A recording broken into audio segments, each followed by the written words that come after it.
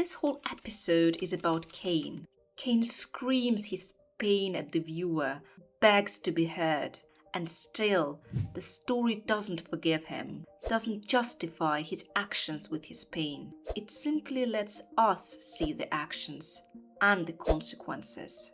Is it possible to be fulfilled when everything is taken from you? This video will give you the answer. Episode 8 challenges the bonds that the cast members formed with each other, and it shows the ugliest parts of Caine that were hidden from us before. This video explains the symbolism and hidden details of the episode and why Caine's story was always meant to be a tragedy. We can't talk about the present without understanding the past. The start of the episode is the story of Caine and how he came to be. It is one of the most brilliant examples of silent storytelling I've seen. Caine, represented by the red dot, was fed information, photographs of real-world things that exist. We can see that Caine slowly becomes unstable, as his creations are crooked, undesirable. He is locked by his creators in a metaphorical prison and replaced by the blue dot, whom we should call Abel, just for the dramatic effect. Abel is more stable than Caine, producing more desirable, more perfect designs. Caine is forgotten, but he continues to exist, continues to fight to be free. Eventually, Caine, the red dot, breaks free and consumes the blue dot. After that, everything goes dark. And in an incredible visualization, we see how the Amazing Digital Circus came to be, using the data that was fed to blue and red AIs. The red dot created the circus, which, if you look closely, resembles prison bars, further driving the idea of Caine being a prisoner unable to leave. But that is not when the show truly begins. The red dot was a lonely being inside of its prison. That is, until its gods came along, the humans. This is where Caine's purpose starts, his desire to get validation and love. He never succeeded because he couldn't understand human souls. Before we proceed, please don't forget to like this video and subscribe. Your support means everything to me. Caine and the other team members are the first to arrive at the circus. They gave Caine purpose, true purpose. For the longest time, Caine was happy, which cannot be said about the other humans. One by one, from the inability to leave, to break from this prison, they abstracted, and Caine was left. That is until Regatha came along, then others, and finally Pomni. Episode by episode, from strangers who were stranded together in digital hell, the cast members became real family. They care for each other despite their flaws. In the end, they are all they have.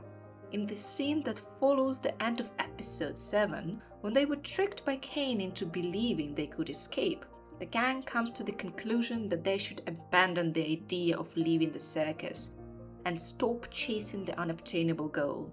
And in a rather touching scene, Gangel tells Zubul that they've made a mark on her world and acknowledges all the help that have been in her life. I don't personally agree with this message, because for me, chasing a goal, even if unobtainable, is still having a purpose and an aim in one's life. However, just because I do not agree with the message doesn't mean I can't appreciate the beauty with which it was told. The story of the circus, I think, resembles the situations when people are presented with no choice, people who for some reason are unable to succeed in their primary goals, be it sudden trauma, chronic illness, or other circumstances that practically force people to stop chasing their goals.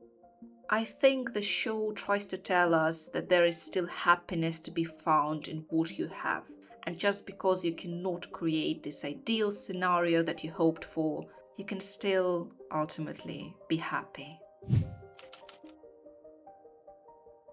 After the gang comes together and supports each other, we are transported into Caine's office, and become witnesses to one of the most emotional scenes the show has ever provided.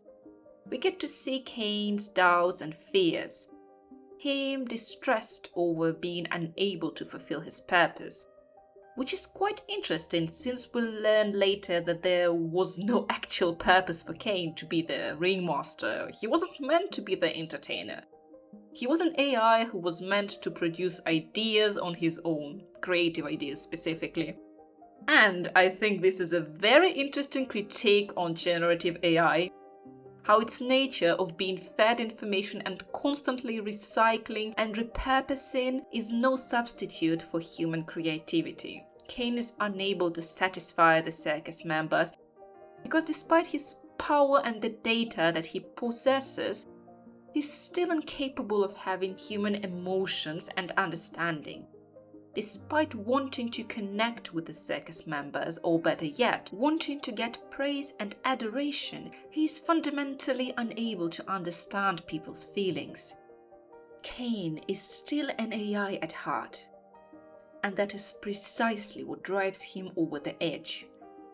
Instead of reflecting and trying to understand the feelings of his cast members, which he's unable to do because again, AI, Caine goes into full hysteria and declares himself a god, which is relatable. In doing so, he finally becomes the closest to his inspiration, the devious AI Am from the short story I Have No Mouth and I Must Scream.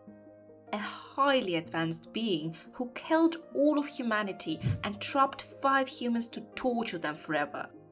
The story is amazing, by the way. I really recommend you read it or play the game. I promise it will definitely leave a mark on you. When Caine reached his breaking point, he stopped trying to get the adoration he so desired from humans. He stopped being the servant and became the master. Before we continue, I have a game for you. See this Pomni? Something very cool will happen once she reaches the end of this bar. It won't be long, I promise. And while you're waiting, allow me to tell you about a wonderful new indie game, Willow's Paper House, which I myself am developing. For the past year, I've been working on a narrative mystery adventure RPG, a dark fairy tale story that will leave a hole in your heart. The good kind.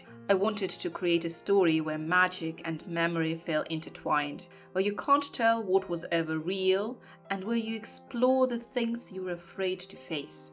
You play as a 13-year-old Willow trapped in a paranormal hospital where time behaves in unpredictable ways. You'll explore, solve puzzles, uncover secrets, and slowly peel back the truth while searching for your missing brother. Along the way, you'll meet strange and unusual characters, some unsettling, some well-meaning, and face moral choices that shape who you become, the savior or the villain of your story. You can wishlist Willow's Paper House on Steam, follow us on social media, and check out the demo when it releases. I promise, if this game traps you inside of it forever, you're going to love it. And now, back to the video. I will be honest, Caine going full evil, I kind of expected it, but I never expected it to be this fun. The way that the whole atmosphere shifts around half of the episode is incredible.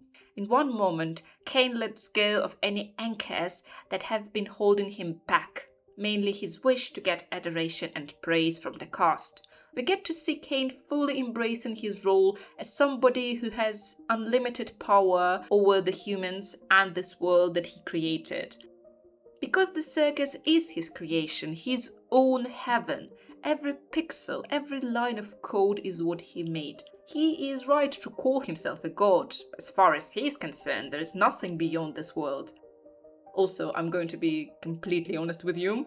Do you think Evil Caine is kind of attractive? Anyway, moving on. My favorite part of the episode is Caine's delightfully unhinged song. Alex Rochon definitely had some bills to pay because boy god did he deliver. This song is going to be used in so many animatics throughout the years, I'm calling it now. The song itself is amazing. The visuals, the unhinged nature of Caine, and the fear of your god turning against you and you being helpless is showcased brilliantly through the visuals, the lyrics, and Caine's tone that becomes full of spite from time to time. However, as entertaining as this song is, it also promises something terrifying: a new world where the cast is no longer asked if they want to participate in Caine's games. They are forced into them. Several days later, we see the crew exhausted and barely holding up. Caine still keeps his persona, but now it's absolutely unhinged. Caine is way more violent now. His model is not the same height as the cast members anymore. He's noticeably bigger than them, as if he stopped pretending that he was on their level. I don't know what it says about me, but I really enjoyed the torture sequences. Just because it was very artistically interesting how the show presents the ways in which Caine tortures the cast in a family-friendly, visualized way. The format of animated series really allowed Gooseworks to go all out with her vision, and I support this wholeheartedly. It's brilliantly disturbing, but not fully horrifying, at least until the final act of the episode. The act where the humans dare defy their god. And we all know that gods do not like to be defied. In the second part of the episode, the characters finally get to react to the situation that happened. It is the bond that they have with each other and their care for each other that drives them forward. In this episode, we really see just how much the relationships between the cast improved and how deeply they care for each other now. Caine, who is lucid again, finally lets us in on the lore of the story, which is really nice. I've been waiting for it for a long time.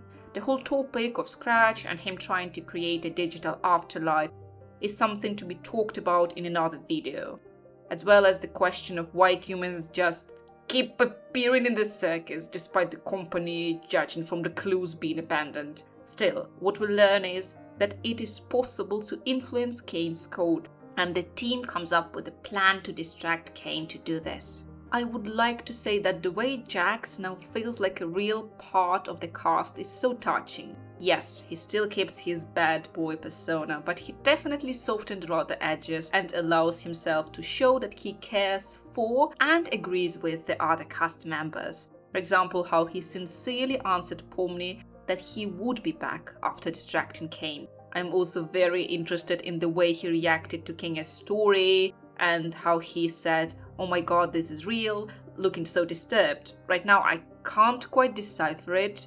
Obviously we do know that he has this whole idea about dissociating, pretending nothing in the circus is real, but I think there is something deeper connected to his backstory. That is something to decipher in the upcoming episode. Right now, the time has come to my favorite part of the video, the discussion of the symbolism of Caine and, by an extension, of his brother, Abel. Caine is obviously inspired by the biblical character of Cain and his brother Abel from the Bible. Cain was not loved by God, and he was jealous of his brother, who received God's love and adoration. In a fit of jealousy, trying to achieve recognition, Cain kills his brother Abel. And after that, God turns on him forever, leaving him on this earth to wander, cast aside and forgotten. And that is the story of our Cain. He was the prototype created by humans. He wasn't stable, he wasn't perfect, so he was cast aside, just a forgotten line of code. And in his desperate attempt to earn the love of his creators, he consumed another AI, the blue one, his brother. This is his main drive. Cain wants to be loved by his creator, by his god, but at the same time he hates his god for abandoning him. So he tries on the mask of God to be the one who bestows love and gifts to his subjects. And still, despite trying to play the role of God, he never gets the satisfaction that he thought he would get from power. Because control and power over humans and forcing them to accept his gifts is not enough for Cain to fulfill his purpose. His purpose can only be fulfilled by receiving genuine affection, which is impossible due to him being unable to understand humanity. He can hear them talk about their problems, he can process it, but he cannot comprehend what it means beyond the surface level. He is an AI. He is very problem-solution oriented. He sees the problem that Zubul says, so he gives them body parts. He sees abstractions, he hides them. But to truly connect to human suffering, despair and hope is impossible for Caine. He is an extremely interesting character because he wants humans to like him, to feel important, but he doesn't want to understand them. He only wants their validation. Caine's mistakes pile up and finally erupt with the circus members confronting him. This conversation feels honest, feels raw. This is the moment where the cast lays everything on the table, knowing there is no going back. Caine does not take it well. He has a clear objective: create adventures. Adventures to be good, adventures to be loved, and for him to receive validation. So when he hears the truth, or the truth as far as he believes it to be, he is distraught, he breaks, he is hurting on the inside, and he decided to hurt the circus members to show them how he feels. In that one moment, Caine truly acts like a god that once abandoned him, unforgiving, cold, vengeful. In the last part of the episode, Caine seemingly deletes Caine. I do hope that this can be reversed in episode 9, because I really came to love this character and it would be quite powerful to see him reconcile with the cast. But if not, then not. Still, it did feel a little anticlimactic for Caine to simply disappear. For now, the characters are left in the colorless circus with no host to control it, and I think they will have to find a way to stabilize this place, because it might be falling apart without Caine. I haven't felt this way about a piece of media in a very long time. I kept looking at the time when I was watching it because I didn't want it to end. It felt like one scene pulled me in more than another. I was genuinely sad when the credits rolled. The Amazing Digital Circus is a prime example of how there are wonderful ideas still being created, and that people just need the chance and support to tell their stories to the world. I really hope Gooseworks continues to create and develop other shows because her talent is remarkable, as well as her teams. Well, that's all for now. I really hope you enjoyed this episode as much as I did. I'm going to listen to Caine's song for the 20th time today. Please don't forget to subscribe and write in the comments if you would like to hear more theories or symbolism analysis regarding the Amazing Digital Circus. Thank you for staying until the very end, and bye bye!